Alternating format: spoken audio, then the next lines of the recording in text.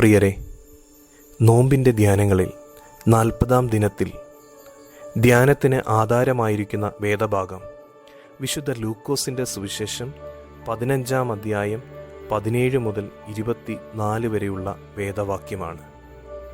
മുടിയനായ പുത്രൻ, ധൂർത്തപുത്രൻ, പിതാവിൻ്റെ ഭവനത്തിൽ നിന്ന് അകന്നുപോയ പുത്രൻ എന്ന വിവിധ പേരുകളിൽ അറിയപ്പെടുന്ന ഉപമയാണ് ഈ വേദവായനയിൽ നാം ധ്യാനിക്കപ്പെടുന്നത്.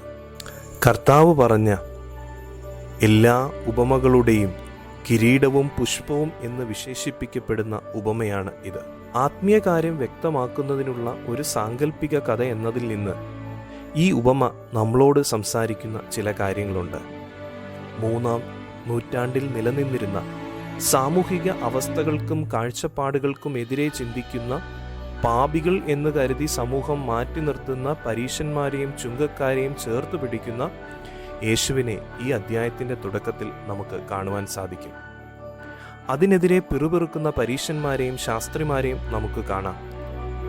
ഇവർക്കുള്ള ഉത്തരമാണ് യേശു പറയുന്ന 3 ഉപമകളും.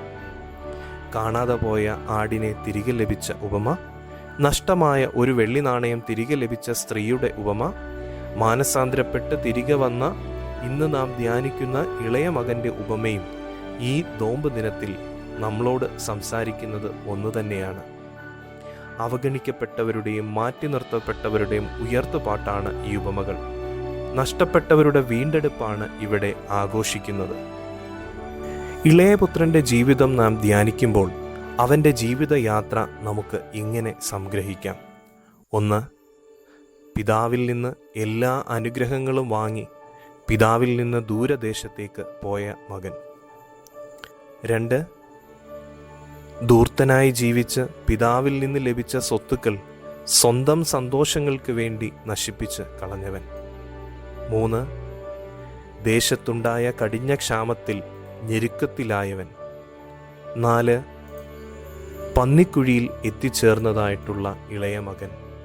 പന്നി കഴിക്കുന്നത് ആഗ്രഹിച്ചിട്ടും കിട്ടാതെ നിൽക്കുന്നതായിട്ടുള്ള ഇളയ മകൻ.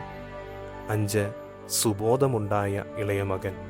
പിതാവിൻ്റെ ഭവനത്തിൽ വേലക്കാർ സുഭിക്ഷമായി ജീവിക്കുന്നത് അവൻ ഓർക്കുകയാണ്. ഇവിടെ അവൻ സുബോധത്തിലേക്ക് എത്തുകയാണ്. 6.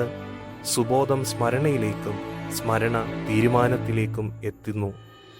പിതാവിലേക്ക് തിരികെ വരുവാനായി അവൻ തീരുമാനം എടുക്കുന്നു. 7. തിരികെ വരുന്ന പാതയിൽ തിരിച്ചറിവുണ്ടാകുന്നതായുള്ള ഇളയ മകൻ. ധൂർത്തപുത്രൻ, മുടിയനായ പുത്രൻ എന്നതിൽ നിന്ന് വീണ്ടെടുക്കപ്പെടുന്നതിനായുള്ള മാറ്റത്തിൻ്റെ തുടക്കം ഇവിടെ തുടങ്ങുകയാണ്. അപ്പൻ്റെ പുത്രൻ എന്ന് വിളിക്കപ്പെടുവാൻ യോഗ്യതയില്ല എന്നതാണ് ഇവിടുത്തെ തിരിച്ചറിവ്. ഇവിടെ പൂർണ്ണമായി മകൻ മാറുകയാണ്.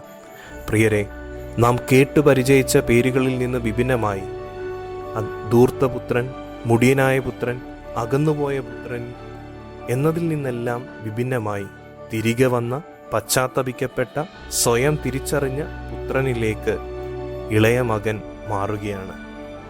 ഈ മാറ്റമാണ് ഇന്നത്തെ നോമ്പിൻ്റെ ധ്യാനത്തിൽ ഏറ്റവും പ്രധാനം. നമ്മൾക്ക് തിരികെ വരാം. തിരികെ വരുന്ന പാതയിൽ നമ്മുടെ ചുറ്റുമുള്ള അവഗണിക്കപ്പെട്ടവരെ ശ്രവിക്കാം. ആലംബഹീനരെ ചേർത്തു പിടിക്കാം. അശരണരെയും അതിദരിദ്രരെയും നമുക്ക് പിടിച്ച് ഉയർത്താം. പശ്ചാത്തപിച്ച് അനുതപിച്ച് തിരികെ വരുമ്പോൾ വസ്ത്രവും മോതിരവും ചെരുപ്പുമായി പിതാവ് നമ്മെ കാത്തിരിക്കുകയാണ്. നോമ്പ് പുനഃസ്ഥാപനത്തിൻ്റെ അനുഭവമായി മാറട്ടെ.